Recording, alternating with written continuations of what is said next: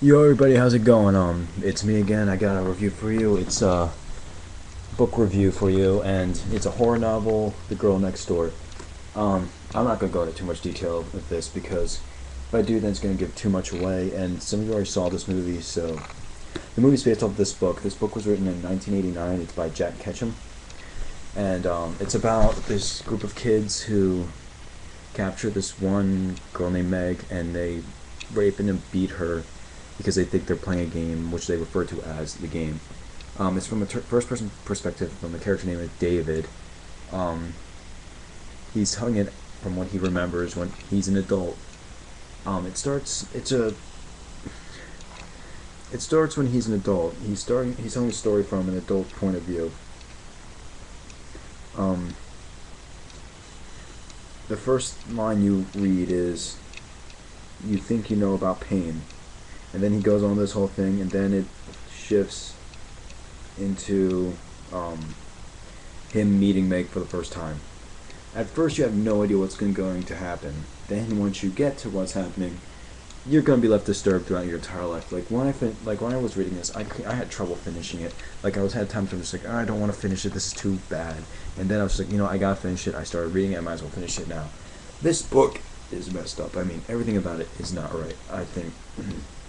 I'm not saying it's a bad book. It's a good book, but it's just, oh my lord, darn it, all the heck, for the love of gosh, this is so wrong. Now, what makes this even worse is this is based on a true story. Hold on, let me look up the murder for you.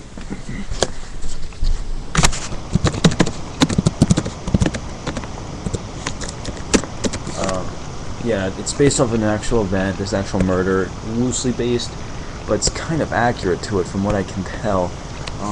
Loosely based isn't that it's not based off the same people. Well, it's based off the same people, but they.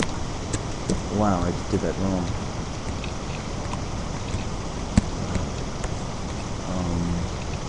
It's based off the murder of Sylvia Likens, and that happened in Indianapolis in 1965. And she was tortured by Gertrude Berdinsky, and she and Gertrude's children and other young people from the neighborhood. It's messed up. I really wish that didn't have to happen to such a young girl. And reading that book just makes me so cringe. It's just like, and I didn't know how bad it would have gotten. Like I heard it was realistic and horror story, but wow, that's really disturbing. Like, I should have been in that book. I'll tell you what. If I was on that book, honestly, if I was in this book, there would have been like what, a chapter in it, like a couple chapters in it, because I would have walked in there. If I would have seen them hit Meg, I would have like beat them. I would have taken a wooden stick. What? I would have beat the crap out of all those guys. But that's just me. I'm just saying. Now, I recently started watching the movie. And can someone tell me if it's worth finishing watching the movie? Because as I'm watching it, I'm anticipating all this bad stuff that's gonna happen to this girl. And I'm not sure if I can tolerate that. And like, I got to the point when when she tells the Officer Jenkins about there's gonna be a little bit of spoiler here. So when she tells Officer Jenkins about what's happening to her, and the one guy comes up and smacks her across the face, and after that I turn it off. So can someone tell me if it'd be worth just finishing the movie? Like, honestly, as I'm watching this movie, I consistently like start, stop, because I can't. Same thing with this book, I couldn't finish it one way through. It was just too disturbing. Anyways, the book, I'm gonna have to give a perfect because it really messed me up, and that's saying something.